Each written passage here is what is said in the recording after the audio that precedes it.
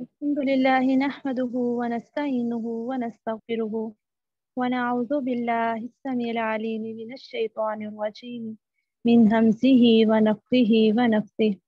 अम्मा बाद, आज हम जिस मौजू पे बात करेंगे वो है फितनों का दौर।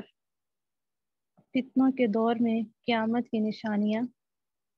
क़यामत अरबी ज़ुबान का लफ्ज़ है जिसका रूट वर्ड है क़ाफ वाव मीम, और ये मौत के बाद उठने के माना में इस्तेमाल होता है। इस बारे में कुरान पाक में आता है, यसअलूनका अनिस्साअति अय्याना मुर्साहा कुल इन्नमा इल्मुहा इंदा रब्बी।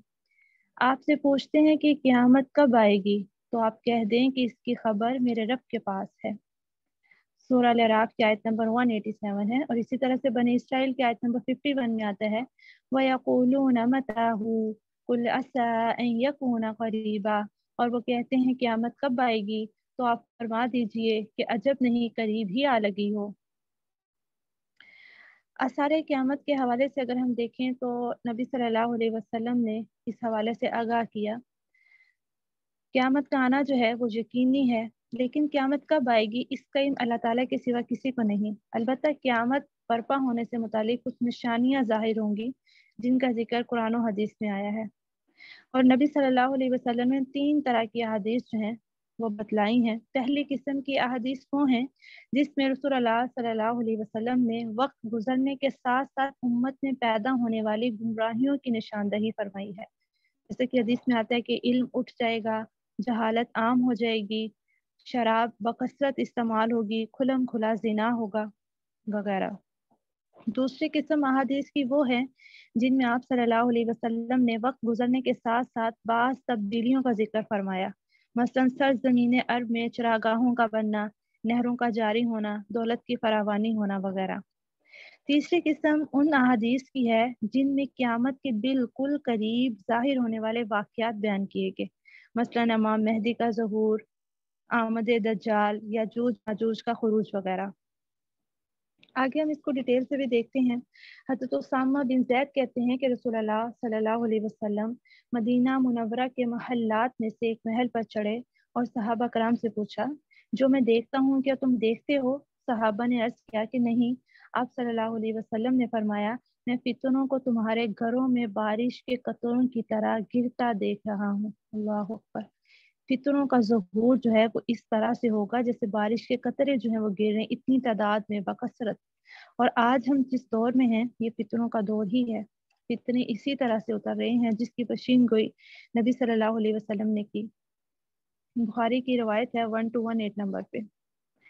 हज़रत मुआविया फरमाते हैं कि मैंने रसूलुल्लाह सल्लल्लाहु अलैहि वसल्लम को फरमाते हुए सुना कि क़यामत के करीब दुनिया में सवाए मुसीबतों और फितरों के कुछ बाकी ना रहेगा।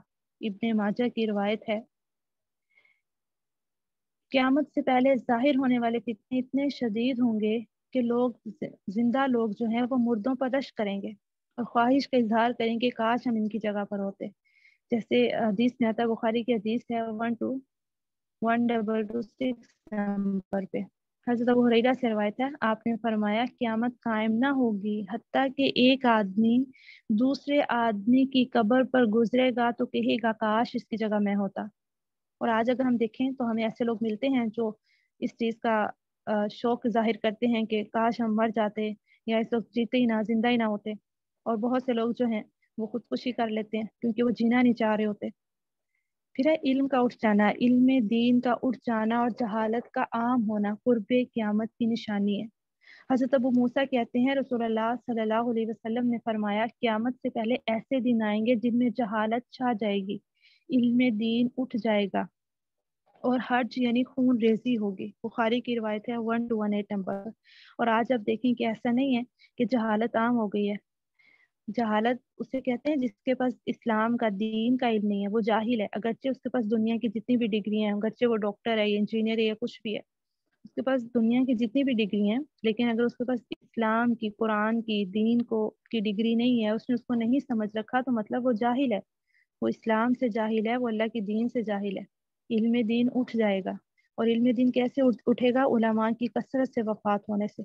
और पिछले दिनों कितने उलमा जो हैं پے در پے جو ہے اس دنیا سے کوچ کر گئے، اور ابھی بھی ہمیں اکثر کبھی کہاں سے خبر آتی ہے، کبھی کہاں سے کہ ایک عالم دین جو ہے وہ اللہ کو پیارا ہو گیا۔ تو آہستہ آہستہ تمام علم والے جو ہے وہ دنیا سے اٹھ جائیں گے، اور پیچھے پھر خیر نہیں باقی رہے گی۔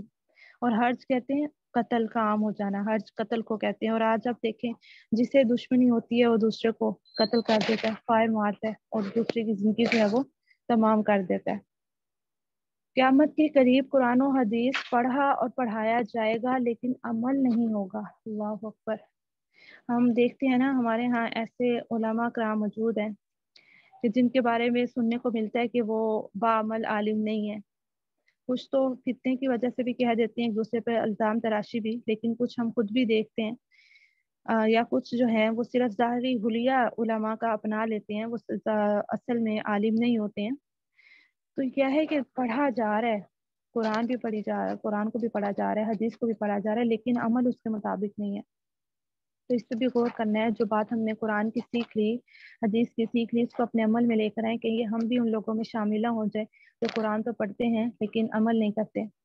حضرت زیاد بن لبید کہتے ہیں کہ نبی کریم صلی اللہ علیہ وسلم کے سامنے کسی بات کا ذکر ہوا تو آپ نے فرمایا یہ اس وقت ہوگا جب علم اٹھ جائے گا۔ میں نے عرض کیا یا رسول اللہ، علم کیسے اٹھ جائے گا جبکہ ہم قرآن پڑھتے ہیں، اپنی اولادوں کو قرآن پڑھاتے ہیں، اور وہ آگے اپنی اولاد کو قرآن پڑھائیں گے، اور یہ سلسلہ قیامت تک چلتا رہے گا۔ کتنی پیاری انہوں نے بات کی، اور شاید یہی والی بات جو ہے وہ ہمارے ذہنوں میں بھی ہو، لیکن رسول اللہ کا جواب دیکھیں۔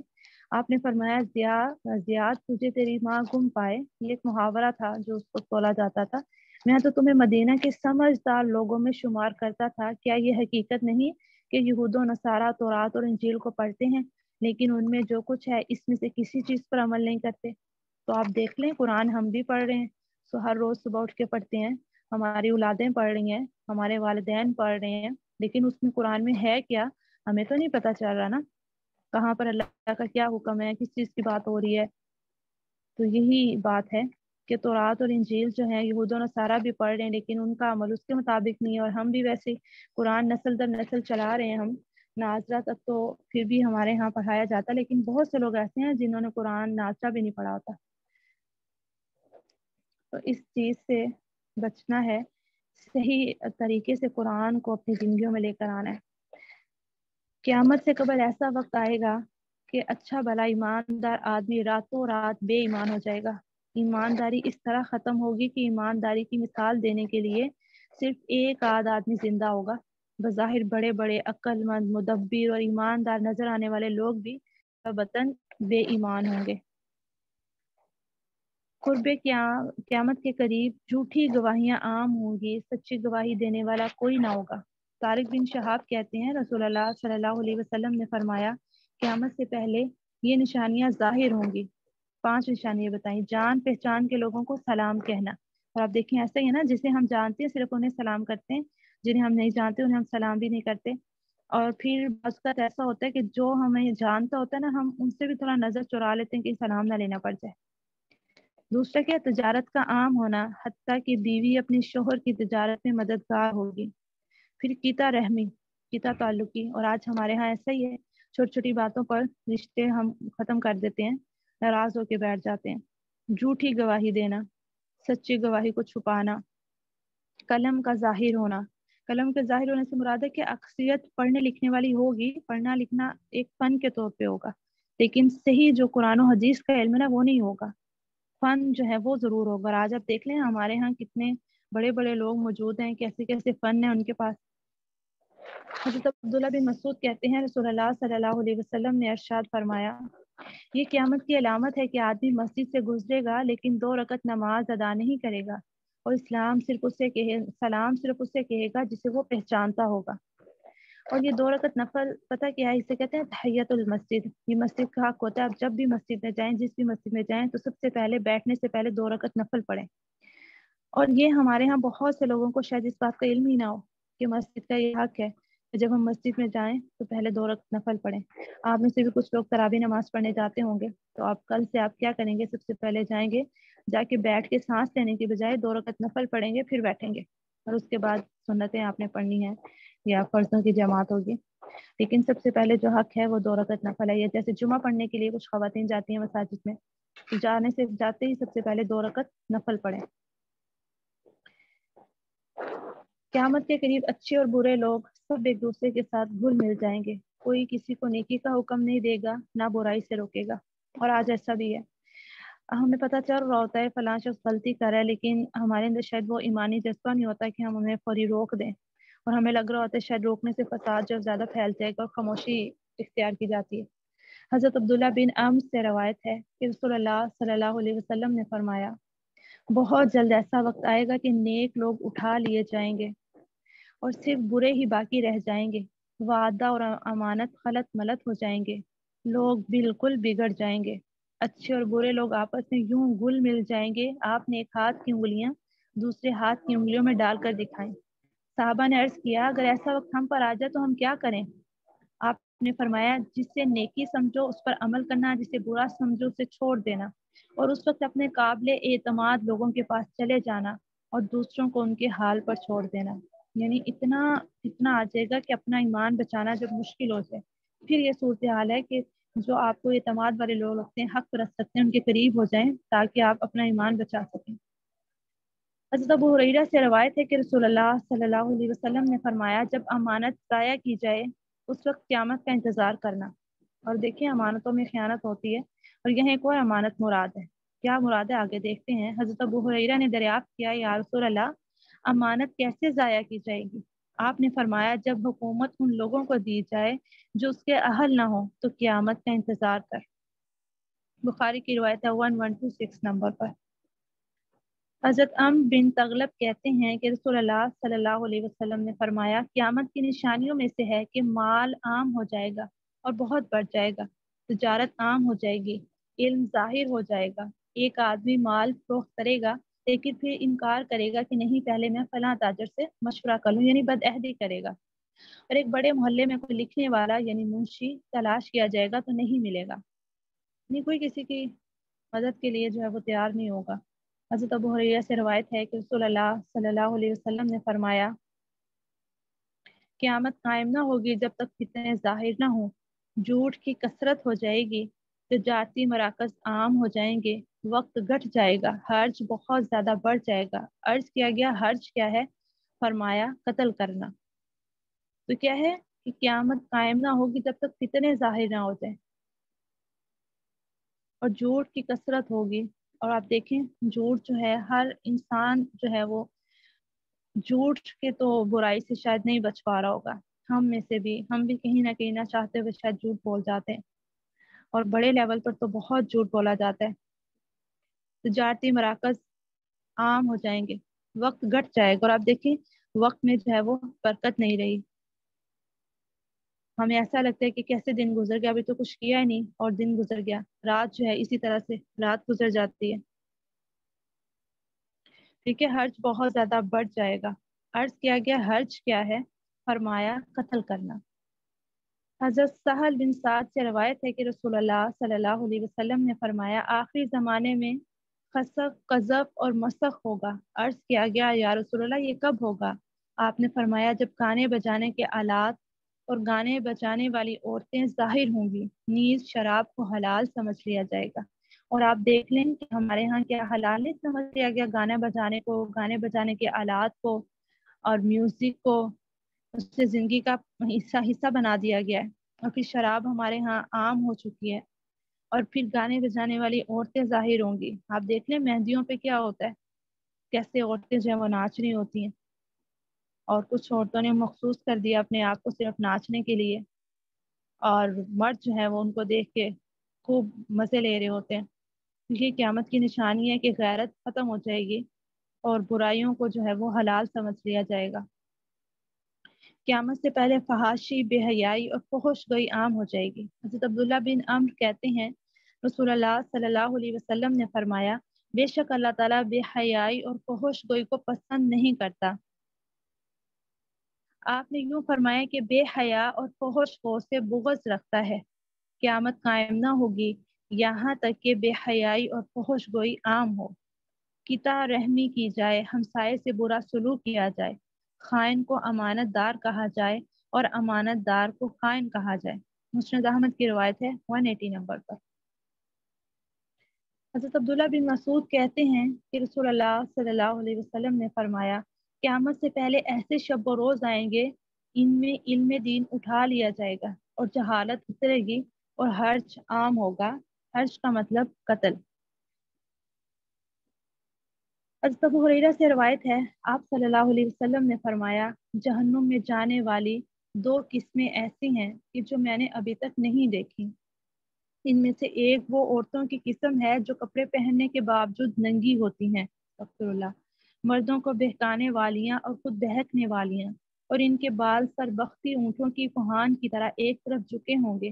ایسی عورتیں جنت میں نہ جائیں گی، نہ جنت کی خوشبو سونگھ سکیں گی، حالانکہ جنت کی خوشبو طویل مسافت سے آتی ہے۔ تو کیا ہے کہ کپڑے پہنے ہوں گے لیکن اتنے باریک ہوں گے یا اتنے مختصر ہوں گے کہ ان کا جسم نمایاں ہوگا، اپنے آپ کو بڑی چادر سے چھپایا نہ ہو، جب کے لیے قمیض شلوار پہنی ہو، دوپٹہ بھی مختصر چھوٹا سا لیا ہو، تو ظاہری بات ہے جسم جو ہے وہ ننگا ہی ہو رہا ہوتا ہے، نمایاں ہو رہا ہوتا ہے۔ اور پھر مردوں کو بہکانے والیاں، لوگوں عورتوں کے دوسروں کے لیے، مردوں کے لیے تیار ہونا، بننا سنورنا، جیسے بازار جاتے ہوئے تیار ہو کے جانا، اور خود بہکنے والے یعنی دوسروں کو پہ مرعوب ہو جانا۔ جب نظروں کی حفاظت نہیں ہوتی تو پھر غیر اللہ کی جو محبت ہے وہ دل میں داخل ہو جاتی ہے، گناہ جو ہے وہ ہو جاتا ہے۔ اور ان کے بال سر بختی اونٹوں کی کوہانوں کی طرح ایک طرف جھکے ہوں گے، یعنی بہت اونچا جوڑا بنایا ہوگا جیسے اونٹ کے کوہان ہوتے ہیں۔ اور یہ بھی بہت فیشن چلا ہوا ہے حجاب کا، جہاں پر حجاب کا فیشن آیا، حجاب کو بھی فیشن کے طور پر لے لیا گیا، وہیں پہ اس جوڑے کو بھی اندر حجاب کے اندر سیٹ کر لیا گیا۔ ایک ہے کہ آپ گردن کے قریب بالوں کو اکٹھا کر لیتے ہیں، اس کی گنجائش ہے، لیکن بالوں کو بہت اونچا بنا دینا کہ وہ سر سے ہی اونچا ہو جائے، تو یہ گناہ ہے۔ جیسے ایسی حجاب کیپس ملتی ہیں جن کے اندر جو وہ جوڑا فکس ہوتا ہے کہ جن کے چھوٹے بال ہیں وہ اس طرح سے جوڑا بنا لیں، تو یہ غلط ہے، ایسی حجاب کیپ بھی استعمال نہیں کی جائیں گی۔ ایسی عورتیں جنت میں نہ جائیں گی، نہ جنت کی خوشبو سونگیں گی۔ دیکھیں کتنی سختی ہے کہ جنت میں جانا تو دور کی بات، جنت کی خوشبو بھی نہیں انہیں آئے گی۔ اللہ تعالیٰ ہمیں ایسی عورتوں میں شامل نہ فرمائے۔ حضرت ابو بکر کہتے ہیں، جنگ جمل کے موقع پر مجھے رسول اللہ صلی اللہ علیہ وسلم کی ایک بات نے بہت فائدہ پہنچایا، جو آپ صلی اللہ علیہ وسلم نے اس وقت ارشاد فرمائی جب آپ کو معلوم ہوا کہ ایرانیوں نے کسرا کی بیٹی کو اپنا بادشاہ بنا لیا۔ تو آپ صلی اللہ علیہ وسلم نے فرمایا، وہ قوم کبھی فلاح نہیں پا سکتی جو عورت کو اپنا حاکم بنا لے۔ کفار کی پیروی کرنے کے معاملے میں مسلمان کسی سے پیچھے نہیں رہیں گے، یہ بہت اہم بات ہے۔ قیامت سے پہلے مسلمان عقائد، معاشرت، عادات، اطوار، لباس، تراش و خراش، چال ڈال، رہن سہن، ہر چیز میں کفار کی پیروی کرنے لگیں گے۔ حضرت ابو ہریرہ سے روایت ہے، رسول اللہ صلی اللہ علیہ وسلم نے فرمایا، قیامت قائم نہیں ہوگی جب تک میری امت پہلی امتوں کے طور طریقوں کو اختیار نہ کر لے۔ اگر وہ ایک بالش چلیں گے تو تم بھی ایک بالش چلو گے، اگر وہ ایک ہاتھ چلیں گے تو تم بھی ایک ہاتھ چلو گے۔ عرض کیا گیا، یا رسول اللہ صلی اللہ علیہ وسلم، کیا اگلی امتوں سے مراد آتش پرست اور عیسائی ہیں؟ فرمایا، پھر اور کون؟ تو آج آپ دیکھ لیں کہ غیر اللہ کی جو ہے وہ یہود و نصارہ کی جو ہے کتنی پیروی کی جاتی ہے، ان کے کتنے تہوار ہیں جو مسلمانوں میں منائے جانے لگے ہیں۔ ہر سال ایک نیا تہوار جو ہے وہ اس کا ایڈیشن ہو جاتا ہے، سوچے بغیر کہ یہ مسلمانوں کا تہوار ہے یا نہیں۔ اور سب سے معمولی سی بات جو ہے، ہمارے ہاں برتھ ڈے کو کتنا زیادہ سیلیبریٹ کیا جاتا ہے، اور یہ عیسائیوں کا تہوار ہے۔ اور پھر کپڑوں میں، گھر کو بنانے میں، باقی ہر چیز میں، یعنی کہ دیکھا جاتا ہے کہ یہ لوگ کیا کیا کرتے ہیں، ان کے درمیان کیا فیشن ہے، اور مسلمان بھی اپنے آپ کو فیشنیبل بنانے کے چکر میں جو ہے وہ ان کو فالو کرتا ہے۔ تو دیکھیں یہ بھی قیامت کی نشانیوں میں سے ہے۔ جتنی بھی قیامت کی نشانیاں آپ کو پتہ چل رہی ہیں، اس میں سے آپ دیکھ رہے ہوں گے کہ اکثر ہم اپنے ارد گرد ہوتا دیکھتے ہیں۔ یہ چھوٹی نشانیاں جو ہیں وہ کافی حد تک پوری ہو چکی ہیں۔ حضرت سہل سے روایت ہے کہ نبی کریم صلی اللہ علیہ وسلم نے فرمایا، میری بعثت اور قیامت دونوں اس طرح قریب ہیں۔ آپ نے اپنی دونوں انگلیاں یعنی کلمہ شہادت اور درمیانی انگلی کو اونچا کر کے اشارے سے بتایا، جیسے ہم اپنی دو انگلیوں کو ملا لیں۔ فرمایا کہ میری بعثت اور قیامت، یعنی نبی صلی اللہ علیہ وسلم کے بعد اب قیامت ہی ہے۔ اور آپ دیکھیں اب تو نبی صلی اللہ علیہ وسلم کو بھی یہ کتنا عرصہ ہو گیا، تو کتنی قریب ہوگی قیامت۔ عہد نبی صلی اللہ علیہ وسلم میں چاند کا پھٹنا قرب قیامت کی نشانیوں میں سے اقتربت الساعہ وانشق القمر۔ حضرت انس سے روایت ہے، اہل مکہ نے رسول اللہ صلی اللہ علیہ وسلم سے کوئی نشانی مانگی، آپ نے انہیں چاند کا پھٹ جانا دکھایا، یعنی چاند کا 2 ٹکڑے کرنا، اور کہا جاتا ہے کہ یہ بھی قیامت کی نشانی ہے، اور دیکھیں اس سے کتنا عرصہ بیت گیا پورے ہوئے۔ قیامت کے قریب علماء کی اموات کثرت سے ہوں گے، جاہل لوگ مفتی بن کر لوگوں کو گمراہ کریں گے، اور آج ہمارے ہاں ایسے مفتی موجود ہیں، ایسے چینلز موجود ہیں جو لوگوں کو گمراہ کر رہے ہیں، اور وہ اتنا اچھی گفتگو کرتے ہیں، ان کا بولنے کا طریقہ ہم سے کہیں اچھے ہوگا، اچھے الفاظ کا چناؤ ہے، اچھا ان کا حلیہ ہے کہ دیکھنے والا سمجھ ہی نہیں پاتا کہ یہ صحیح بات کر رہا ہے یا غلط بات کر رہا ہے۔ تو ایسے فتنے، یہ بھی فتنہ ہے کہ ہم ان لوگوں سے دین سیکھنے لگ جائیں جنہوں نے خود دین پڑھا ہی نہیں ہے، جو امت کو بھی بگاڑنے کے لیے اس مسند پر آ کر بیٹھے ہیں۔ تو اس کے لیے اس کا حل کیا ہے کہ آپ خود قرآن و حدیث کو سیکھ لیں۔ حضرت عبداللہ بن عمرو بن عاص کہتے ہیں، میں نے رسول اللہ کو فرماتے ہوئے سنا ہے، اللہ تعالیٰ دین کا علم بندوں سے چھین کر ختم نہیں کرے گا، بلکہ علماء کی موت سے علم دین ختم کر دے گا، حتیٰ کہ جب ایک عالم بھی نہیں بچے گا تو لوگ جاہلوں کو اپنا رہنما بنا لیں گے، ان سے مسئلے دریافت کیے جائیں گے، اور وہ بغیر علم کے فتوے دے کر خود بھی گمراہ ہوں گے اور لوگوں کو بھی گمراہ کریں گے۔ اللہ اکبر۔ اور آپ دیکھیں ہمارے ہاں ایسا ہوتا ہے کہ بعض اوقات کسی لڑکی نے، یا مردوں میں بھی شاید ایسا ہوتا ہو، انہوں نے صرف قرآن حفظ کیا ہوتا ہے، تو عورتیں جو ہے وہ ان سے مسئلے پوچھ رہی ہوتی ہیں، میں نے خود دیکھا ہے ایسا ہوتا، صرف سنی سنائی بات نہیں ہے، وہ ان سے مسئلے پوچھ رہی ہوتی ہیں، اور پھر جو حافظہ ہوتی ہیں انہوں نے تو صرف قرآن کو حفظ کیا ہے نا، اس نے ترجمہ تفسیر نہیں پڑھا ہوا، اس نے مسائل نہیں پڑھے ہوئے، لیکن وہ پھر کہتی ہیں کہ میری بےزتی نہ ہو جائے، اتنے لوگوں کے درمیان مجھ سے پوچھا ہے، تو پھر اس کے پاس جیسا علم ہوتا ہے وہ اس پہ جواب دے دیتی ہے، اور وہ عورت جا کر آگے بھی 2 لوگوں کو بتاتی ہیں کہ میں نے باجی سے پوچھا ہے۔ اب کون سی باجی تھی، ان کے پاس کتنا علم تھا، یہ تو نہیں کسی نے بھی پوچھنا۔